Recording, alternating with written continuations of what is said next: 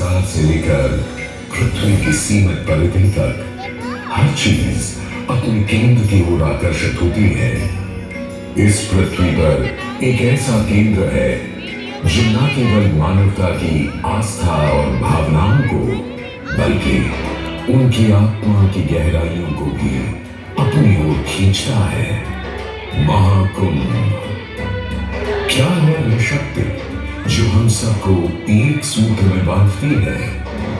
उत्तर है गंगा।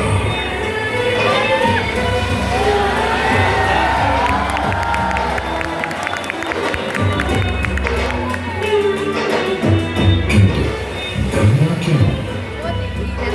क्योंकि गंगा कोई नदी नहीं है, आस्था की अविरल तरल धारा है गंगा।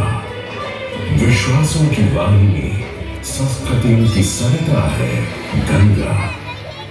और इस स्थान पर, इस प्रयागों के राज में श्वेत गंगा गंगा का संगम होता है अपनी दो बहनों श्यामल वर्ण यमुना और अदृश्य सरस्वती से। और इस त्रिवेणी संगम के कारण ही यह जगह इतनी महत्वपूर्ण हो जाती है। गंगा के उद्गम के बारे में जो पौराणिक कथा प्रचलित है वो बड़ी ही रोचक और मनमोहक है। तो आइए क्यों ना आज हम आपको गंगा अवतरण की कहानी सुनाएं, दिखाएं। राजा बलि और गंगा का दंग, पूरी पृथ्वी पर फैला था उसका ही आतंक। उसके आतंक को रोकने विष्णु ने धरा एक रूप, 52 अंगुल का बौना बनकर पहुंचे जहां था भूत। सारे दरबारी बौने ब्राह्मण पर हंसे, पर बाली ने जब उसे दान मांगने को कहा तो उसने कुटिया बनाने को केवल 3 पग भूमि मांगी। पर जब बौने ब्राह्मण ने भूमि नापनी शुरू की तो जैसे भूचाल किया गया। वामन ने पहले पग में पूरी धरती नाप ली और अगले कदम से स्वर्ग। ब्रह्मा जी ने भगवान विष्णु के चरण होकर उस जल को अपने कमंडल में भर लिया। और अब वामन अवतार ने अपना तीसरा पग बलि के सिर पर रख उसे पाताल लोक भेज मुक्ति दे दी।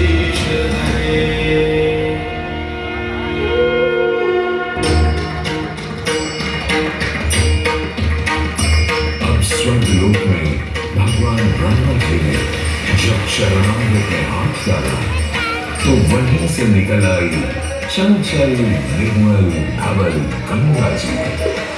पवित्रा किंतु चंचला, आज से तू मेरी पुत्री और नाम तेरा गंगा।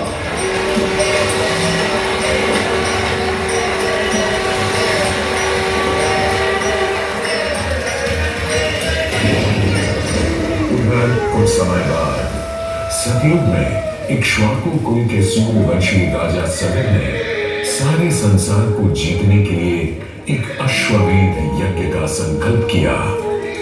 सुने सुने सुने सब सुने, यह चिन्हित पूजित धवल अश्व जहां भी जाएगा वो भूमि राजा सगर की मानी जाएगी। यदि किसी ने इस अश्व को रोका या पकड़ा तो उसे सगर के 60,001 पुत्रों और उनकी लक्षाधिक सेना का सामना करना पड़ेगा। सुने सुने सुने। सगर का अश्व अजेय अपराजेय बढ़ता जा रहा था और स्वर्ग लोक में बढ़ती जा रही थी देवेंद्र इंद्र की तुलना। डरकर वो अश्व को रोकने की युक्ति लगाने लगे।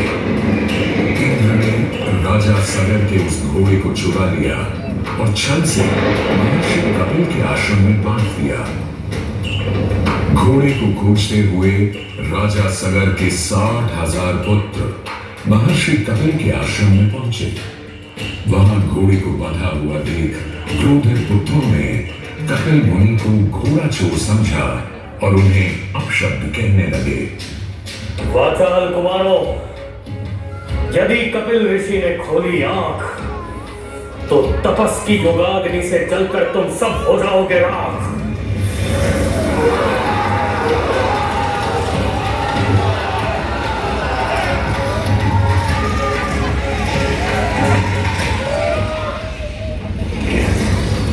उधर सगर थे चिंतित, न अश्व का पता था न पुत्रों का कोई समाचार।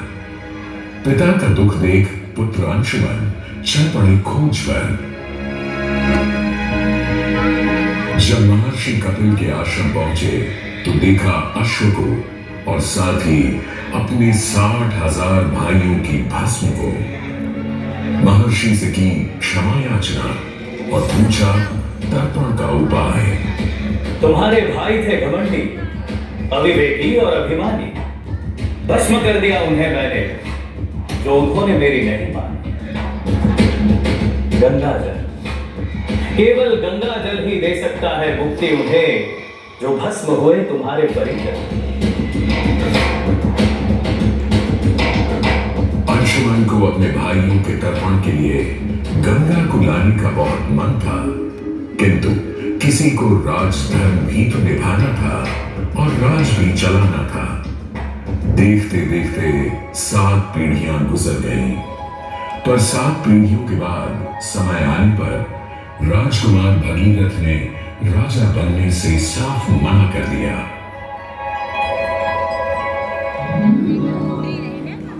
क्षमा कीजिए,